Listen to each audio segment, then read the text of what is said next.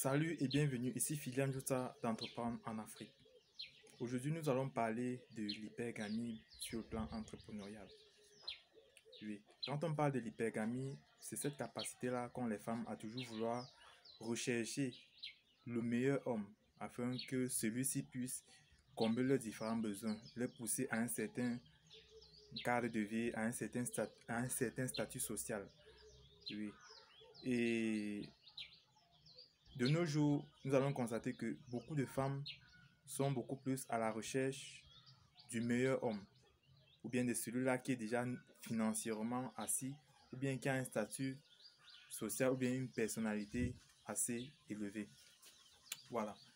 Donc, l'hypergamie s'apparente à cette contingence-là qui pousse la femme à vouloir, à un certain niveau, devenir beaucoup plus masculine et vouloir toujours prendre les décisions quand il s'agit des relations amoureuses. Oui.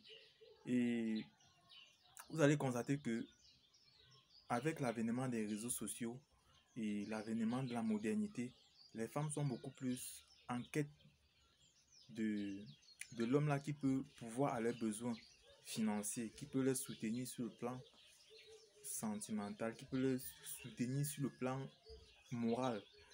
Et si par exemple vous n'avez pas ces caractéristiques-là, bon, c'est vrai qu'on ne peut pas généraliser, mais on peut dire à 90% des femmes sont de nos jours beaucoup plus en quête de sécurité, en quête d'un meilleur être. Et pour cela, elles recherchent le meilleur homme. Oui. Cela peut se voir quand vous regardez par exemple l'Antiquité. Lorsqu'il s'agissait par exemple de mariage, l'homme par exemple allait, bien les hommes partaient par exemple à la chasse.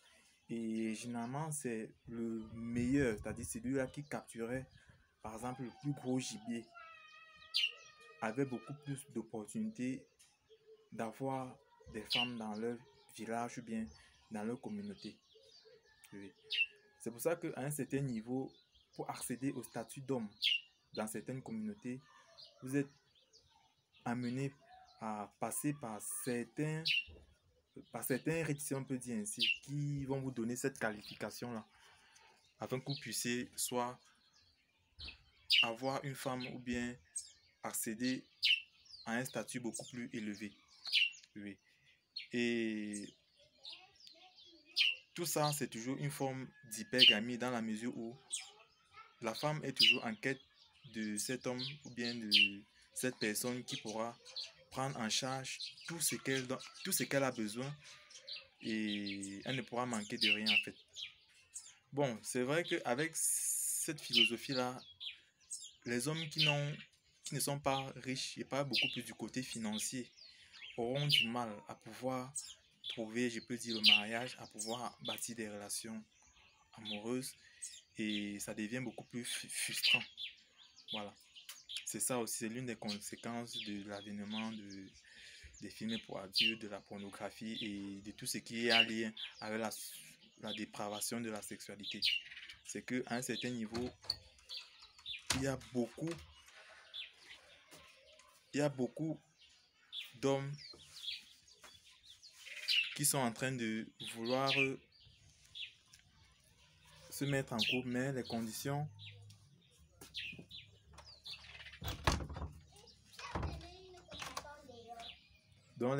sont en train de... Donc je disais tantôt, dont les conditions ne sont pas favorables afin qu'ils puissent se mettre soit en couple. Et dans certaines communautés, quand vous n'avez pas d'argent, on dit que vous n'avez pas droit au mariage.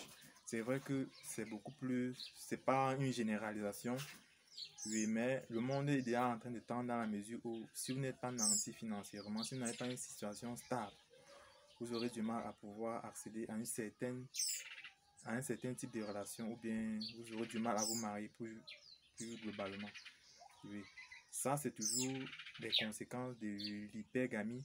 Bon, c'est vrai qu'aujourd'hui, on parle beaucoup plus de ce thème-là, mais il faut savoir que c'est un truc qui a existé depuis l'Antiquité et qui est juste en train de beaucoup plus se développer avec la modernisation, avec le développement et tous les contingents sociaux qui poussent les gens à vouloir toujours vivre dans l'hédonisme, c'est-à-dire vivre dans la jouissance progressive, la jouissance à outrance, l'expérimentation abusive de la vie.